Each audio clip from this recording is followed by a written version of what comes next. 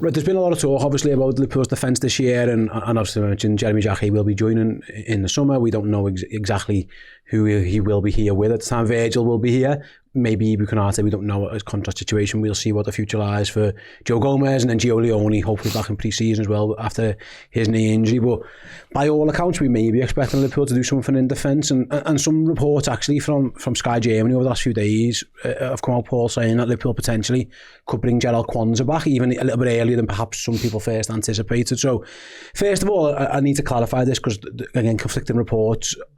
Sky Germany said that maybe the buyback clause that's included could be activated this summer. I know it's been previously reported that it's 2027 that it can be potentially activated. Is that the information you've got, that we think it's more 2027? Yeah, 2027 was the initial information that we had, yeah. There was no suggestion that it could be activated within a year. So, unless that was wrong, I'm not too sure, but that was the information we were working on last summer. Yeah, sound. And on that, again, who knows, but it's around €60 million for Jarell to come back for £52.5 million, roughly.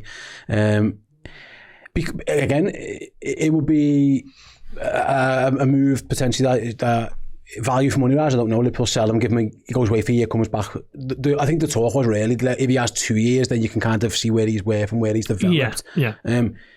Yeah, to do it after 1 year, I don't know, it feels quite strange. Has he done enough at Leverkusen to suggest that that's something that they want to do? I don't know. Have you heard anything on the Quansah situation at all?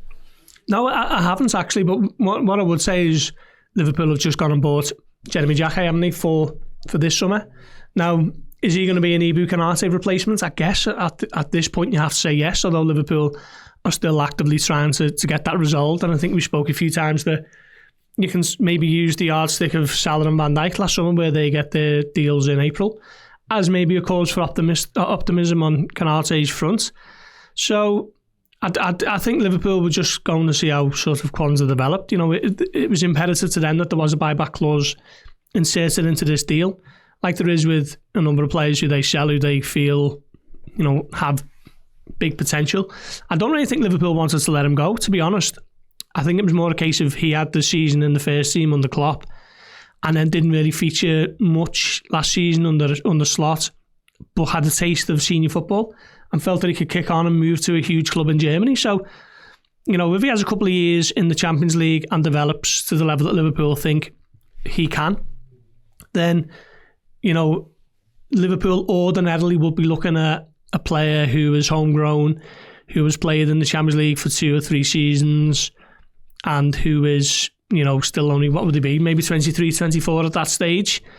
That would be normal, wouldn't it, for Liverpool to be taking a look, particularly at a club like Leverkusen, where they have built up a little bit of a positive working relationship in recent months. So, that deal just makes sense to Liverpool. And, the big tick is the fact that Liverpool have that buyback clause, of course, so they're not going to have to haggle over negotiations. They're not going to get held over a battle or anything like that. And also, Quansah has agreed his contract if he does return as a Liverpool player. So it's almost like a bit of a 2-year loan to see how he develops, and then you've got the option on him either way. So, a lot of that made sense, particularly because they didn't really want to lose him. It was all basically Quansah has been allowed to leave because he wants to kick on, and that's absolutely fair. But Liverpool have added the clauses to it to potentially bring him back if they do feel that he's kicked on in the way that they think he can. I suppose the first thread to put on this one, before we actually speak about the player and maybe his relationship with the manager, is the fact that the 2-year loan kind of made sense in the fact that, well, I say 2-year loan, 2-year clause rather, made sense in that that's when Virgil's potentially going to leave. Yeah. His contract will be out then. And again, this is not me saying Jarell Quansah replaces Virgil van Dijk, because that's impossible. No one will replace Virgil van Dijk, but it always felt like that was maybe what they had potentially in the back of their mind, is that in the summer of 2027, they might need to go and do something in the defence. And if they want to now, they've got a nailed on option that they can definitely have. I'm not sure, again, unless they just think that he's improved dramatically, that doing it after 1 year makes that much sense. Yeah, that's fair. It does sort of line up nicely, doesn't it? The timeline of Virgil's 2-year deal and Quansah's 2-year clause. What is interesting is he signed a new contract in October of 2024 when Slot was just sort of getting his feet under the table, so there was no inkling that he was going to agitate to leave. And I think as the season has gone on, as his minutes have dried up and he's only playing in cup games and stuff, I think maybe he's seen that the grass might be greener elsewhere, and he's gone to a really good club in Leverkusen, and really a top league in the Bundesliga, and he's playing Champions League, and he's trying to challenge Bayern Munich for the Bundesliga. So, it'd be interesting to hear from him, if he speaks maybe on England duty or whenever it may be, just to see how he's enjoying life in Germany. But, I think it was a bit of a smart deal for all concerned, really. He goes and plays, he goes and improves and looks to fulfil his potential. And Liverpool have got the buyback clause for what would probably be the going rate for a player of his quality and his age at the level he's at. So, yeah, there's a lot that made sense to this deal, and there's been no inkling that Liverpool are looking to sort of bring that forward 12 months. So, like I say, we'll see a bit of him. Obviously, the Champions League, he plays against the Arsenal, the Leverkusen Arsenal, so that might be a chance where he gets to speak as well to the English media, which often happens. But the only other one, mate, I was going to suggest is Arne Slot really didn't fancy him. And again, I haven't seen too much of Leverkusen. I've seen bits of Jarell. I know he scored a few goals. I was looking at 32 games he's played, so he has played a lot of football. 9 of their 10 Champions League games, I think, also he's played in, so he has featured quite heavily. But I'll go back to it. He got hooked in the first game of the season, and then was a bit part player at best. He was doing work at right back as an emergency at times, including against Newcastle and things. So I don't know. I always felt like, again, if the clause, if it is just 2027, I'm not even sure he'd want to come back yet. Like, as well, that's another part of this. Like, he hasn't got a choice in 2027. In 2026 he might, but it never felt like to me that Arne Slot was desperately keen. You mentioned before Liverpool went keen to let Jarell Quansah go, but I never got the sense either that Arne Slot was desperate to put him in the team either. So again, will that have changed after less than a full season in Germany? I'd have my doubts about that. Yeah, that's a good point. The interesting thing was, I remember speaking to people around Quansah's camp, and it was towards the end of the Jurgen Klopp era, and they were still of the belief that he hadn't yet cemented himself as a Liverpool player, and he still had some way to go. And at the time, I kind of disagreed, because he was playing most weeks on the slot, and Klopp, and at that point he'd actually ousted Konate, starting centre back alongside Van Dijk.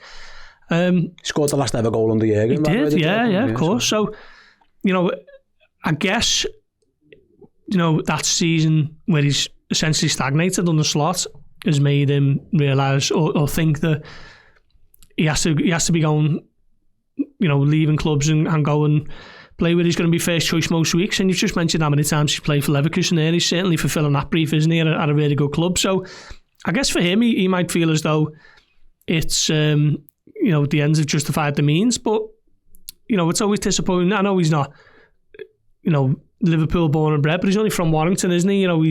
He's homegrown. Liverpool have had one or two issues with the quota of those in recent years, so to lose a player who is quality with a lot of potential and ticks the homegrown box, I'm always slightly disappointed to see happen. But he felt he needed to move. He's pushing on. He's playing in the Champions League, and Liverpool are getting a good look at him on someone else's watch, essentially. If he makes a mistake, it's for someone else.